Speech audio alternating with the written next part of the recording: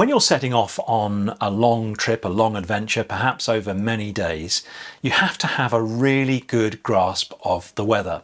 And what I mean by that is not necessarily being able to decipher the TAFs and METARs, it's understanding all the weather charts, the models and so on, to get a really good picture so that you can determine when is the right time to set off on your flight, or perhaps more importantly, when not to set off on your flight. In today's decision-making debrief, we're going to take a close look at a recent flight that I took over the Irish Sea from Ireland to England, where I had to delay because of the weather.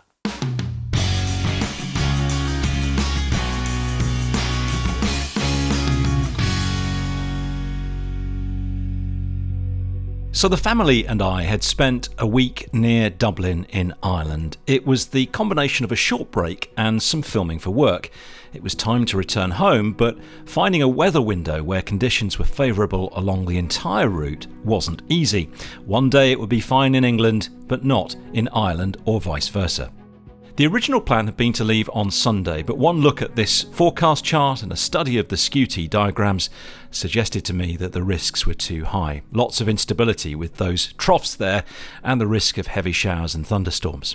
We had to fork out an extra night in the hotel, but that was a price worth paying. The next day looked a fair bit better, although there was a weather front coming in from the southwest, which meant that I had to pick my departure time very carefully. And I also decided to take a pretty big detour to avoid getting into that weather, avoiding the worst of it. Now my route probably looks a little odd. You're probably asking why I plan to go north before crossing the sea. Well, in the past, when I've tried to fly a direct route across the sea to England from Ireland, Dublin Control has not cleared me above 2,000 feet until leaving their FIR. With the family on board, I wanted to cross the sea as high up as I could because altitude equals time, more glide options, and also you get better radio communication up there too. But why didn't I route down to Southern Ireland to clear Dublin's airspace there and then climb and cross over to Pembrokeshire? Well, that weather front that we looked at earlier was already affecting that region. It was already coming into the southwest of England and West Wales. There was some low cloud as well down on the southern side of Ireland. And whilst clearing Ireland, I could have climbed. I didn't want to be crossing the Irish Sea in hard IMC without the ability to get a radar service. The weather was also pretty convective, so there was a risk of cumulonimbus, and I don't want to be flying in that.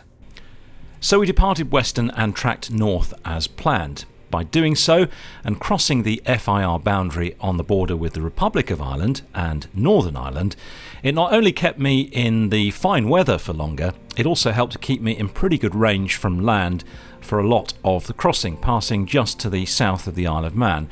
It also had the benefit of opening up the option to use my restricted instrument rating to climb through low level cloud, if there was any, to a satisfactory cruise altitude for the sea crossing.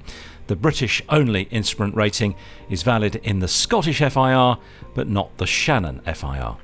So we probably added about 30 minutes to our flight, to be honest, but it kept us VFR, kept us at a good cruise altitude, and had there been any problems over the sea, we had a better radio signal with the stations we were talking to compared with crossing the sea at low level. And if I had to climb through a layer of cloud, it would have been legal for me to do so. Now, I think another really interesting decision that I took that day helped with the safety of that flight. I had been planning to document this flight. It was going to make an interesting video, a lot of weather going on, an interesting detour, and so on. And that would have involved me taking up a considerable amount of my time prior to flight, sort of filming shots, setting up scenes, shooting at Western Airfield, perhaps doing some selfies for social media.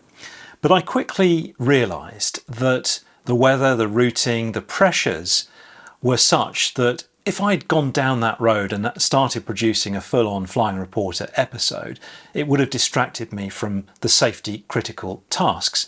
So I remember making a conscious decision very early on, no, I haven't got time for this today. I'm going to concentrate on the flight. I always do concentrate on the flight, but this day was so complicated that trying to bring in some social media into it just really wouldn't have been safe. Now, we did film some shots in the cruise, James was able to set the GoPros running, but I didn't take any selfies. I wasn't involved in any of the filming. I wasn't giving a huge commentary as we were going along. And actually, this was the post that I put on Facebook that night, simply saying that this is the best you've got from me today because I just haven't taken any pictures. And I think that was an interesting decision that I made. It was the right decision that I made. And I think we all sometimes have to remember that, yeah, we love doing social media. I love making YouTube, but sometimes keeping the flight safe is, well, always keeping the flight safe is the most important thing you can do. Golf India Victor changing to Harden radar 120.055. Golf India Victor, roger, have a good day. Golf India Victor. As we crossed southeast into North Wales and then England, we could see that poor weather that we'd seen on the charts and forecast were advancing slowly from the southwest, and it didn't look good there at all. But my assessment of the weather had been spot on, my route adjusted accordingly, and even though I had prepared for the possibility of an instrument approach at Biggin Hill, it wasn't needed. So I think actually on this flight I exercised some pretty good judgment, and I hope you'd agree with that. I didn't fly on the date that we'd originally planned to. The weather wasn't great. Yes, we swallowed an extra cost because we had to have hotel rooms for another night. We were late getting back and so on, but it was better to do that, wait for the next day, when actually the weather wasn't great, but it was fine. And by taking it carefully, choosing my route carefully, really fully understanding the weather, we got back safely. And of course, as I said earlier, I didn't let social media distract me in the pre-flight planning process here. It was a really interesting exercise actually, and the planning and replanning that went on for this return flight, it kind of went on for 3 or 4 days on and off. I was constantly reviewing the charts, the route, the weather, and trying to pick my moment. Golf India Victor, surface wind 170 degrees, 9 knots, runway 21, clear to land. Clear to land, runway 21, Golf India Victor. On a short local flight, checking a couple of TAFs along your route probably works. Not so useful when you have such long distances to travel through multiple weather systems and FIR boundaries. Well, that worked out, didn't it? It all worked out in the end. This video has been made with the support of Astral Aviation Consulting, the CAA's GA safety partner. They hold free monthly online workshops covering everything from RT, weather, circuit safety, and so on. The next session is on the 15th of January and registration is open now. To sign up, visit astralaviationconsulting.com. I'll be back next month with another decision-making debrief.